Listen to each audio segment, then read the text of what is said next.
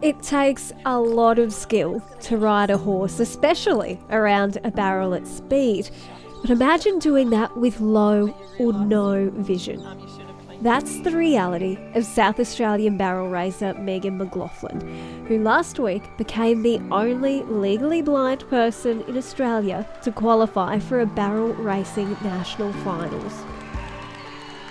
A lot of hard work, a lot of determination, and a lot of partnership with a great horse. Miss McLoughlin lost her eyesight at the age of 26 and now has just 7% vision. That loss has required modifications to everything she does to compete in a sport she's loved her whole life. Before losing her sight, Megan had won multiple national titles. What we have done is worked on echolocation, like bats. Bats use sound, and so what I do is I have someone blowing a whistle behind the drum outside the arena so I know which direction to head. If there's a lot of light or shade or darkness, I have to just heavily rely on sending a horse at a flat gallop towards a sound that hopefully is in the right direction. The search for her trusty steed Biscuit also took a long time. Spent nearly 18 months looking for a special horse. Obviously with 7% vision, the horse had to be something special. A friend of mine who'd won an Australian title in Victoria had found him for me advertised, and I contacted the lady that had him, and lucky for me, he was still available. We've worked really hard for 5 years to get to this point. This has been a 3-year goal for us to come up for the national finals here at this amazing centre, and how lucky are we that we get to come up with some of our greatest competitors and mates.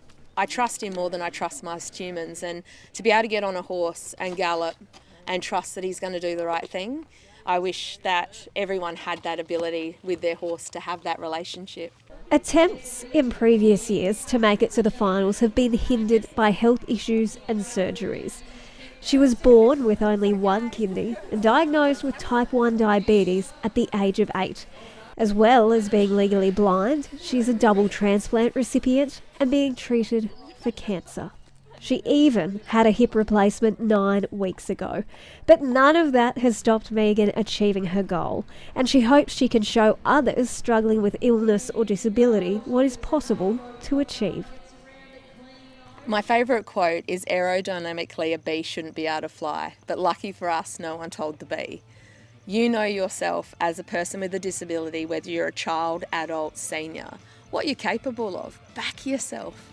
And if you can't find a way, set up different things. If it means you've got to get people to blow a whistle, get them to blow a whistle, but have a go. And Megan's own dreams are only getting bigger.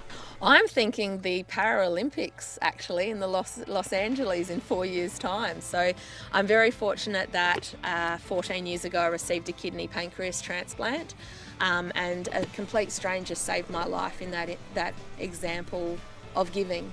And I just hope that my donor family out there is sitting there and going, one day, that they didn't give up on hope, that they pass it on to me, and I've got to do the best by that organ donor and live my life.